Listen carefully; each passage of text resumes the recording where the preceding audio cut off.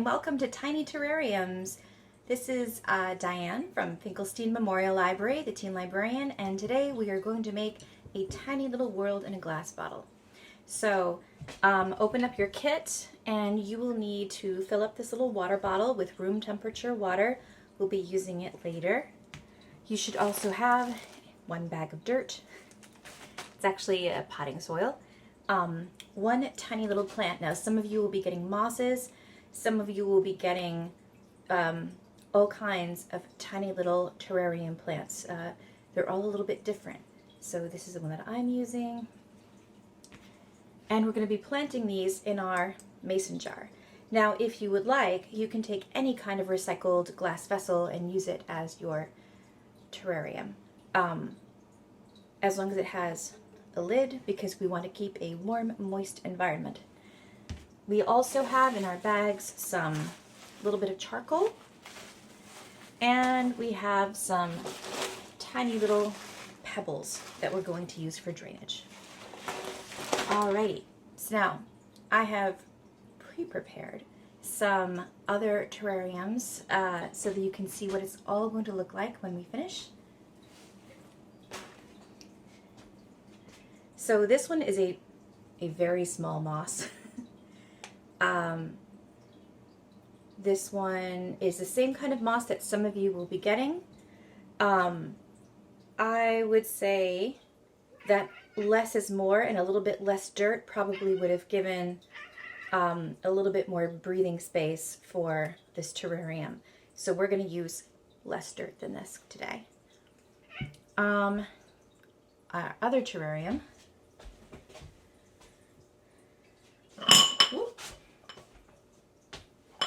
Alright, this is one that I made a couple of weeks ago, experimenting with the different terrarium plants that I got for you guys.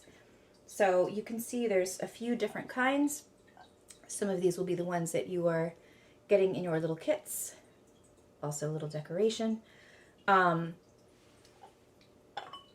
we can see inside that it's pretty moist. And we want to keep it a little bit that level of condensation, not so that it's,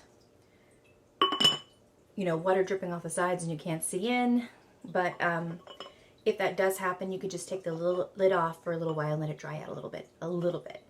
Okay. Oh, by the way, this moss, this is that same tiny little moss. So I experimented with varying degrees of sunlight. But since you all have different plants, you will also have to experiment with varying degrees of sunlight. Some of your plants will prefer shade, such as the moss. Some of your plants will prefer a little bit more sunlight. I would never put the terrarium in direct sunlight. Most of them do like at least filtered sunlight or more shade. So I would try a few different windows in your house, but never put it in full direct sunlight. Alrighty, let's get started.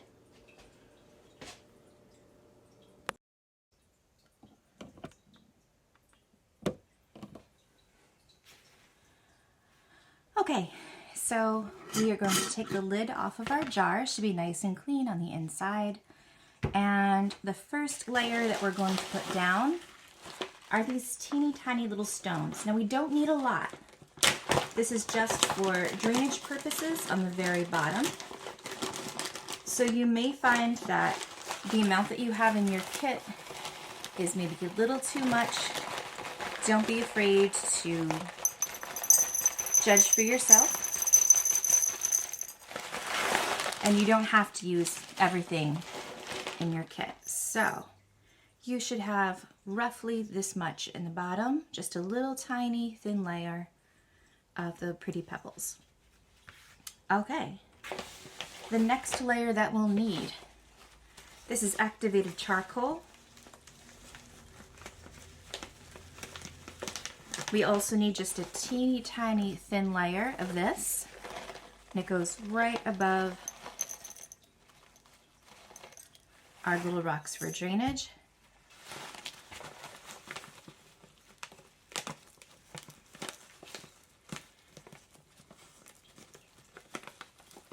Now, the activated charcoal allegedly keeps the soil clean,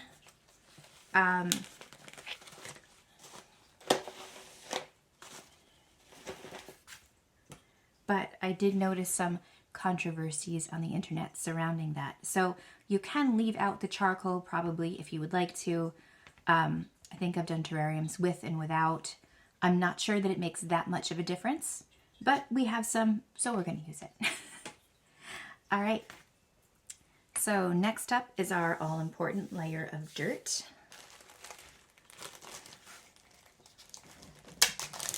And because we're kind of eyeballing this, we want to make sure that we're not using too much dirt right away. So just put in a little bit at a time until you get... I would also recommend putting down a flat piece of cardboard or newspaper so you don't get dirt all over your work surface. Okay, we're going to use a little bit more dirt here. Okay, keep in mind the plant will also have its own amount of dirt that we're going to be using. So at this point, I'm kind of going to eyeball this, and I'm going to pop out my plant very gently. We don't want to disturb the roots. So for that, all I have to do is kind of turn it upside down, and I'm just going to wiggle the bottom a little tiny bit. Now, if your plant has been sitting in your kit for a few days, because these are all going out on a Monday, it shouldn't be dry, but if it is, you will want to make sure that you water your plant to get it to like this level of moisture. See how nice and like damp that soil is? Not like soggy, but it's damp. You want it to be that level so that it comes out easily. So I'm just pinching the edges of the pot and loosening it. Perfect. All right, now just like you're planting an outdoor plant, whoop, some of the soil is going to fall off. That's okay. Let it fall right into your soil over here. Okay. So right now what we want to make sure is that these roots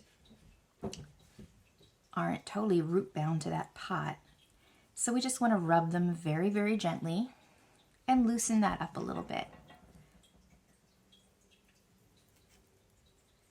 Alrighty, we're getting there.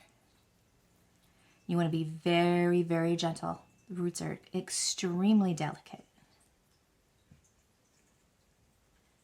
Okay, great.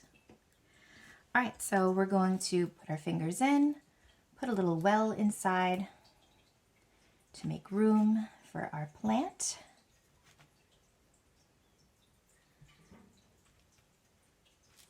Okay.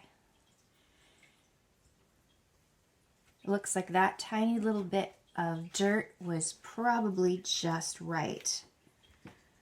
For now, I put a little bit more in a bit.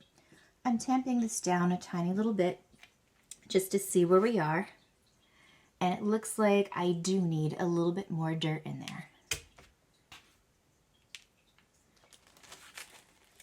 So again, I wouldn't dump it in all at once. I would just take little fingerfuls and just kind of smush it down until we get, we want to make sure we're not burying any of our tendrils here. Now, if you have a small fern or one of the larger mosses, you're going to have to be careful of that as well. Okay, that's looking pretty good. Now, we need moisture in here because what we need is a nice, warm, moist environment for our plant to thrive.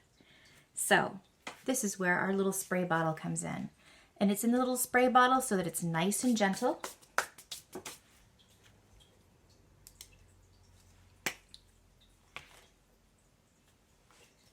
So instead of getting watered, this plant gets sprayed. Now you will need to spray your plant periodically. Depending upon the kind of plant, will determine how often, but generally maybe around once every 5 days, once a week, somewhere around in there. So just give a little check every now and then. And what's nice this time of year, oh, there we go.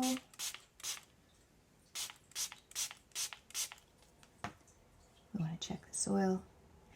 If you are dreaming of spring and wishing it was here sooner, you can always open the lid of your little terrarium and breathe in the soil, and it smells so good. Alrighty. Looks like our soil is nice and damp, which is just how we want it. Now if you've got dirt like I do on the sides, you can just wipe that out. Now we will have a lot of condensation at first. That's okay. Initially. That is to be expected. But if it still looks like this in about 3 days, and there's still so much condensation, we probably do want to let it air out just a little bit. So definitely check your moisture levels periodically, and you will have a happy little terrarium. All right, so we're going to go ahead and put that lid on. Don't worry, it makes its own oxygen. And there we have it. We have a happy little plant in a jar. Now this thing should last for you. You could even probably take it away to college in a few years for those of you whose plants are still around. If not, I hope you actually make more terrariums out of perhaps some recycled glass jars. You can even experiment with mosses right around your neighborhood and just make a moss terrarium out of some local mosses. That's entirely possible once this snow outside melts.